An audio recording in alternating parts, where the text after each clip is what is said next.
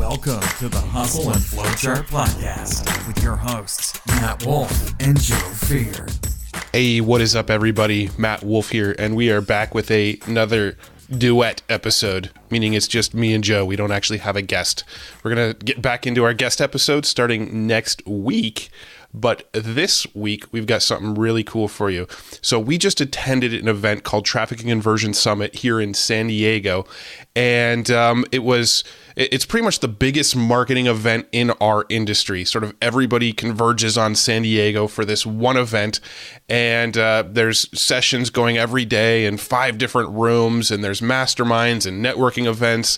And it's just a big sort of week of intense marketing education and masterminds and networking. And we thought we would share some of our biggest takeaways. And we did exactly that in a Facebook live stream a few weeks ago. We did this big live stream where we talked about all of the biggest takeaways and all the stuff we're looking forward to implementing in our business from traffic and conversion. And we thought that maybe you didn't see that live stream on Facebook, so we'd share that live stream recording with you here on the podcast. So in this episode of the Hustle and Flowchart podcast, you're going to hear what was once a live stream on Facebook about all of our biggest takeaways of traffic and conversion, but is now a podcast episode also. So if you hear us mention video or live streaming or anything like that, just keep in mind that this was originally a live stream, but now you get to hear it in audio format in all of its glory.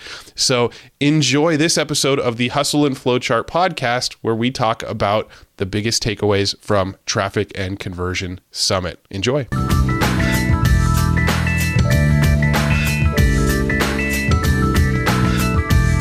Good. We always look good, Joe. I know we do. That is very true. We sound a little hoarse, though. Yeah, been about 4 straight days of talking. Yeah, no kidding. So it's So we just wrapped up. It's Monday now, and it's funny because there's so many people still probably not partying, but they're still out there doing things. I'm just like, man, I don't have the stamina for this anymore. But yeah, we're probably the first ones out yesterday. I was like ready to go home and go to bed by about 4:00 in the afternoon. Oh, I took a nap definitely at like 6 for like an hour. And I was just in my mind, I'm like, it's just crazy. Like it wasn't like this in previous years. Yeah. But yeah, so for those of you who don't know what the heck we're talking about, the 2 of you maybe that wouldn't know, Traffic and Conversion in San Diego, big marketing conference, biggest one in digital marketing, happened over this previous weekend. Mm-hmm. And I'm looking at the building downtown San Diego. I can't really show you because it would not look good on camera.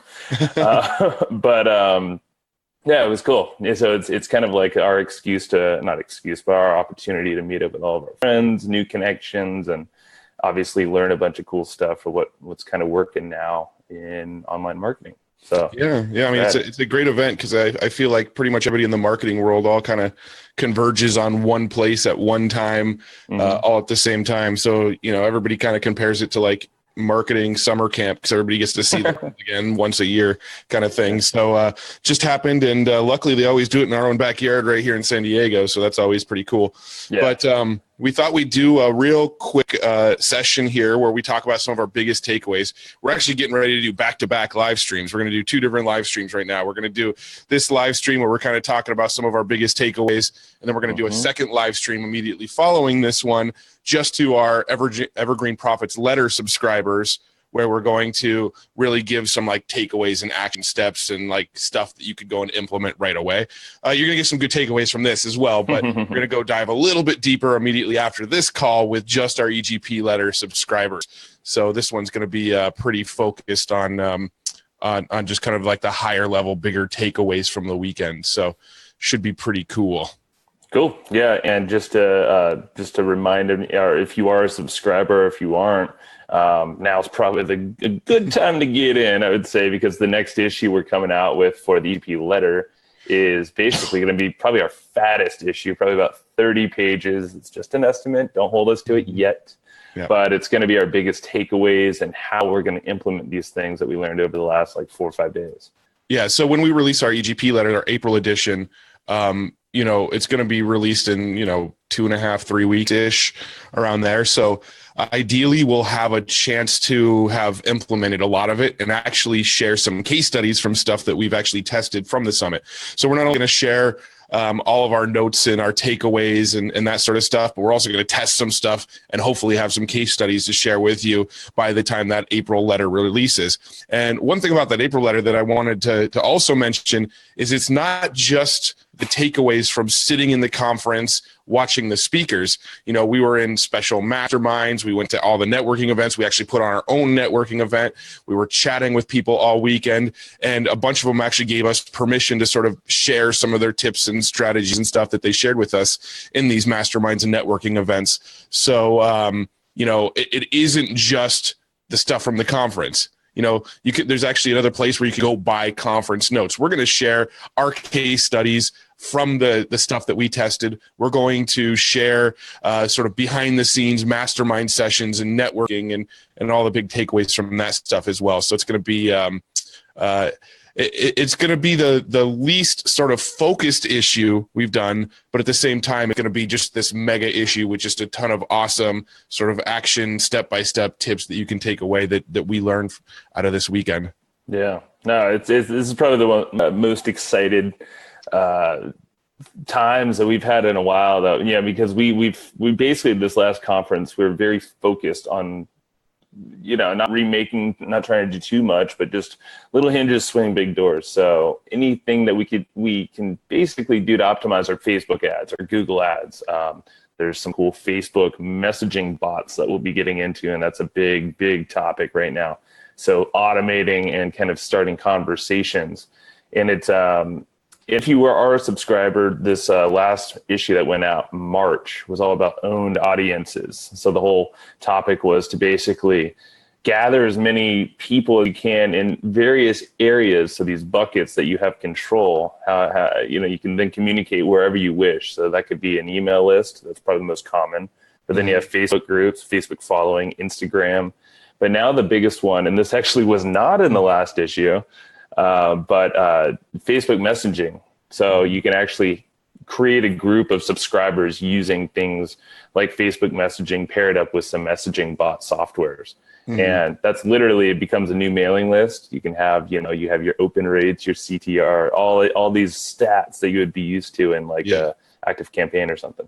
Yeah. I mean, what's really exciting about the chatbot stuff, and there was 2 or 3 sessions where they touched on the chatbot stuff, and coming into the conference, we kind of got the list of the schedule, and the stuff we were probably most excited to sit in on was the stuff about the Facebook Messenger chatbot things. Mm-hmm. So we were really, really excited to see that, and we will be sort of mapping out a step-by-step process of how to set them up in our next lab, but we're also going to be testing it and sharing some case studies of us actually testing it out. But the people that we're sharing from stage, we're actually getting 98% open rates and 50% click rates. If you have your own email list and you know anything about email marketing, on a high end, you might get 20% open rates and 5 or 6% click rate, So these kinds of chatbot messenger bots getting, almost 100% of the people to open and half of those people to click is pretty freaking insane. So that was pretty exciting. Now, from the event, I feel like there was 2 sort of big overarching themes, and I don't know if you'll agree with me, because we actually haven't totally discussed what I felt like the overarching. So what Joe and I both did today, we actually came home, we opened up our notebooks. I got a big old fat notebook here of notes from throughout the weekend, and we both opened up our notebooks and started actually typing out our notes into Evernote.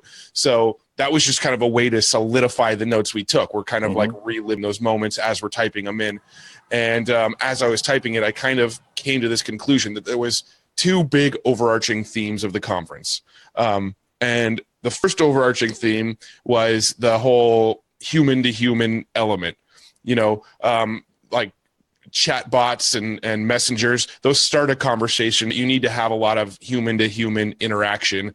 And there was a ton of sessions that was a big theme, make yourself available through chat, even if it's like OLART or that type of stuff. People want to chat with a human very, very quickly. as opposed to submitting a message to support, waiting 3 days. They may have changed their mind to purchase by the time they finally get it back. That sort of thing. People want sort of like instant interaction with another human, right? That was sort of one of the big overarching themes across a lot of stuff that we were seeing there. And then the other one that I felt was a big overarching theme of this whole event was the theme of,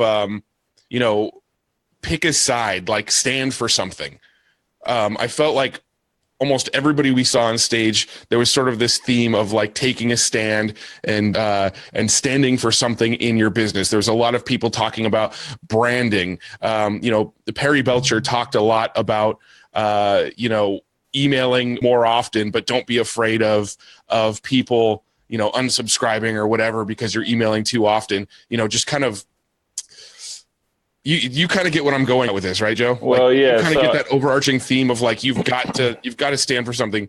Well, the big thing, like what you're trying to say, I think is that grabber. So like, don't be boring with your marketing. Basically, is like what his underlying thing was.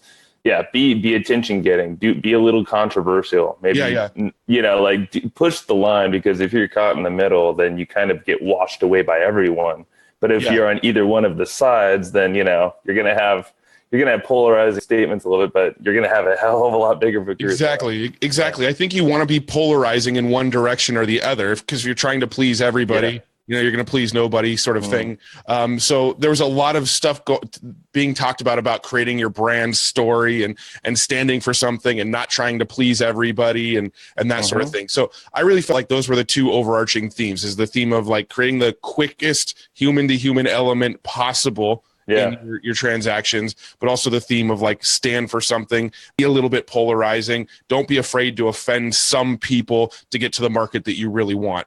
I felt like those were two overarching themes. And there was a lot of like tactical, here's some stuff you can go do, but I felt like they were almost everything was under that sort of umbrella. I would agree with that. I'm going to say that that's pretty spot on. I haven't thought of it in that way, but yeah, let me elaborate on, like, I guess a variation of what you said, but I feel like the categories stay the same. Whereas I guess two things that are overarching is the first one being that exactly what you just said is starting a conversation. So doing something to trigger that first action that someone, so maybe it's following up with people who abandon your cart. So they were about to buy your product, but they just didn't follow through for some reason. Like an option you could do is target those specific people with a retargeting pixel, but run it out on Facebook to a messaging bot that asks like, hey, did you have any questions about the EGP letter? Was there a reason why you didn't buy, and then you basically you just start the question and you get someone saying, replying, they say that, and then you say, hey, okay, automated bot says, hey, I'm the EGP bot. I'm here to answer your questions and, get you squared up. And then basically conversation starts. Yeah, exactly. I mean, just imagine the power of that, of like somebody reading your sales letter, clicking over to your checkout page, and then clicking away.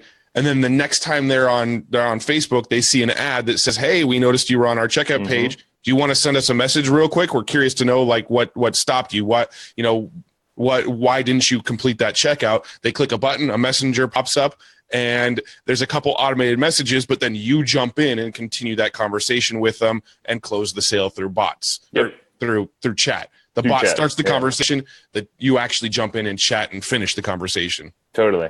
So it's cool because you can, some strategies also is you can start it with automation, like we just said there, and then you can pick it up with a little bit of personal touch, but then you can end it with automation. Maybe you direct people to a special webinar, an online training or something.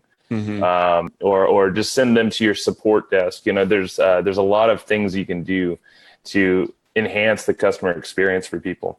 Yeah. Now, the second thing, so that was interesting because it's using Facebook. Everyone has on their phone, which is cool. Don't abuse it. Obviously, it's such a new technology, so you have to we're still kind of figuring out what best balance is. Yeah. But another thing that I thought was a big takeaway for me is different creative ways to use email marketing.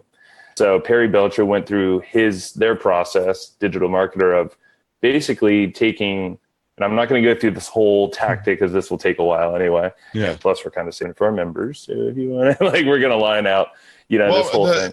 As far as like the chatbot and the email stuff, we are going to sort of give our sort of step-by-step of how we're going to implement it. So you will in the letter. But going into what Perry was saying, so Perry Belcher is one of the owners of Digital Marketer, TNC, was the fact that you can take an email promo, say you're promoting whatever it is, and you have like a 24-hour window, or maybe it's a week-long window. But the whole point is let's optimize the heck out of that email with a very, you're going to be testing the headlines, testing the body copy. So you're sending out emails multiple times per day. But at the end of the day, the first email, you send it to about 10% of the list. You're testing the subject line. Mm-hmm. And then the next email tests the body, and then so on. So the whole concept is let's optimize these pieces that we can control and squeeze out more revenue. Yeah, for sure. That was a biggie, I felt like. So it's basically, if we can use email marketing, was the other part of it, is let's optimize those. But also the second thing was follow-ups to people who abandon your cart. So again, Syed from Opt-in Monster had a good follow-up for people who abandon his cart for some reason. So again, have a pixel on your checkout page. We use Thrivecart. That's just our thing. But he was saying, okay, so if someone leaves for some reason, you want to try to recover these people while you're fresh in mind. So the idea is try to collect that email address right there on your checkout page. And I think Thrivecart, Matt, it collects the email address after, 10 seconds or something. Yeah. I don't know the exact time that it collects it, but it's something like if somebody starts to fill out your checkout page in Thrivecart and they enter their email, and then they browse away, you can actually still collect that email, send them an email for like an abandoned cart series. So it does do that even if they don't, click to submit their email.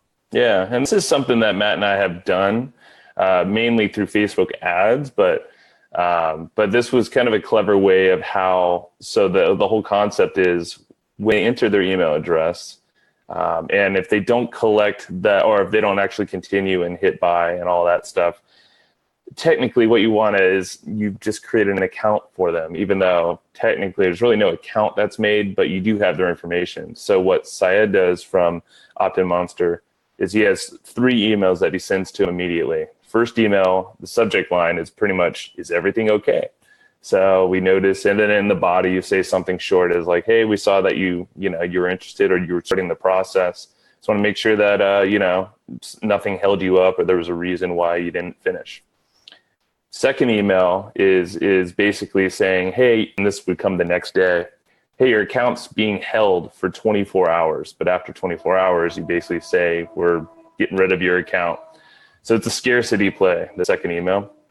And again, line out your benefits and whatnot. Email 3, this would be the last email. You basically in the subject line says, we're deleting your account.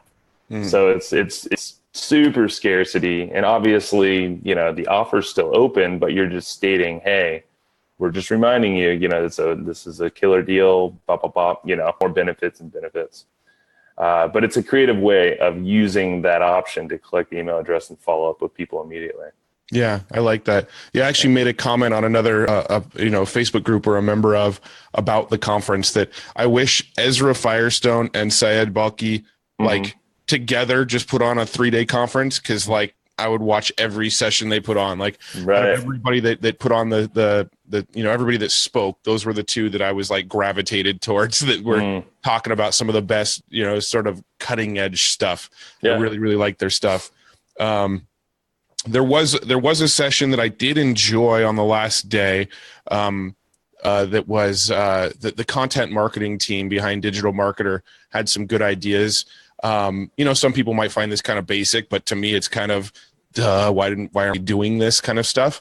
And it was about actually going back through old blog posts and basically refreshing them and updating them and, bringing them back towards the top of your blog to kind of breathe new life into them. And they were giving some really good sort of tips and ideas to do that. So I took some really good notes on that session on sort of refreshing and bringing to life old blog posts. And it's funny because, we live here in San Diego, so I was driving back and forth to the conference every day. So I was in my car a lot more often than normal. So I was listening to a whole bunch of podcasts on the drive to and from. And to me, it all kind of sort of blended together and mixed together. And I was getting all these like inputs from podcasts and JV mastermind events and networking events. And all of this was all this input was going on at the same time. But I was listening to another podcast with the guy from Backlinko. His name is Brian Dean, and he was actually talking about SEO and getting your blog up to date and refreshing it so it ranks better in SEO. And one of the tips he gave, which I'm going to kind of mix in and talk about in our newsletter this month, because for me it was all part of the same process, was going through and looking at Google Analytics, looking through all of your blog posts, and you have any blog posts that have like no visits in the last 30 days, like nobody's going to them, just delete them off your blog completely and actually start getting rid of blog posts that nobody's paying attention to. Because apparently in the search algorithms, he believes that all these blog posts that are getting like no traffic to them are actually hurting your rankings. And so there's like a dilution effect with more blog posts that don't get a lot of views on it. So anyway, that's going to be all mixed in together on like a little blogging session that we have inside of this upcoming edition. That's cool. Yeah, I did not know that. Yeah, we didn't even talk about that. But there's so many ways. I mean, there's SEO. I mean, anything that you can do to take content that you've had before and basically update it, make it a part 2 or like a updated version. Then you can send an email about that and so on and so forth. So lots of good stuff there. I'm going to take a quick note or take a quick look at my notes really fast, see if there's anything. A big thing. So this is something something we're going to start doing, and this was first brought to me by Ezra Firestone on one of his podcasts that he shared with me, Matt. But kind of brought back to life is getting testimonials from your subscribers. Or product buyers. And you could do this very simply using apps. Bravo or Boast.io was one that I looked into, and it seemed like it was the better of the two. That's BOAST. So basically what that allows you to do is it allows you to share, I believe it's a link with your customers or your subscribers and say, hey, download this. You can record a video right through your monitor, right through your computer there, or I think your phone even. And then it sends that file back over to it'd be to us, for instance. So something that we're going to start doing with our subscribers is to offer some kind of incentive. Maybe it's a gift card for Amazon or maybe one of our products in return for a case study, like a mini case study. So maybe it's 1 or 2 things that someone took away and implemented from our book, Evergreen Wisdom or Evergreen Profits Letter, or our course. So that's something that, obviously having other people sell for you is way more effective than you having to do it for yourself. So something we're going to do is compile a lot of those into not only one massive video, but also we can sprinkle that all throughout the web and use inside of our ads. Not to mention events like the one we just went to is actually an amazing opportunity to collect testimonials if any of your customers are actually at the event. That's something Joe and I did at the event was we kind of rounded up all the various people that we know are subscribers of our letter. And while they were all in the same location at the same time, we pulled out our iPhones and got them on the spot, asked them a handful of questions and knocked out some testimonial videos. It'll pop up on our sites and in Facebook ads and stuff like that. For sure. Yeah, and I saw Paul Clifford was just on here, and he got he liked that 3-step recovery email sequence there. So you're welcome, man. I don't think you were at TNC. I didn't see you down there. No, I don't think he was. Yeah, we got to meet up there. And another thing, so this is something, if you're looking to get on publications, just random publications like Forbes or Entrepreneur.com, Huffington Post, all these other things that you can kind of use as credibility pieces for your branding. If you apply to yec.co, I think it's Young Entrepreneurs Council. I was like, what's the C? So if you apply on there, if your business qualifies, you get accepted, and I think there's a fee as well. But the whole thing is that it gives you the opportunity, a much better opportunity to get featured, kind of quoted on these different publications. And then you could use them in your branding, on your website. If you're under 40. That's what I said, if you qualify. Yeah. So it's like I said, you have to have a business size, be under 40 years old. I think you have to be in North America.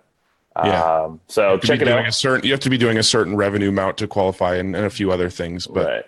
But it's worth checking out. It's and there was a lot of good feedback on that this weekend as well. Yeah, that was something that I thought was a pretty, I hate to use the term, but ninja little trick to get some publicity.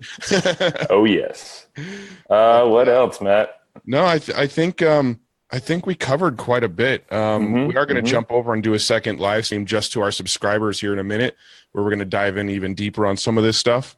But yeah, I mean, for me, again, like the big takeaways, just to sort of recap, were to, sort of be a little bit polarizing, pick a side, stand for something with your business and stick with it. Don't try to please everybody. And then also that human to human element, try to get the human interaction happening as quickly as possible after somebody visits your site or even while they're on your site to increase your chances of sales. Those were kind of the big takeaways. And then the stuff that we're most excited to experiment with in our business is really chatbots. And we're really going to dive in on chatbots and see how that goes. I mean, it's something that I think has a bit of a limited window for how effective it's going to be.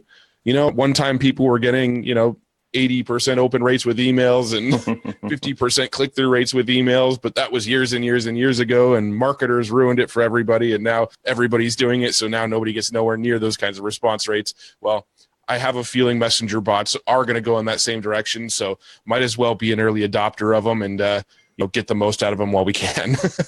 Definitely. I hate to be the marketers that are going to ruin it, but we're probably going to be the marketers that are going to be part of the ruining of it. Well, I don't believe it has to be ruined, and it should be. Obviously, it should just be used wisely.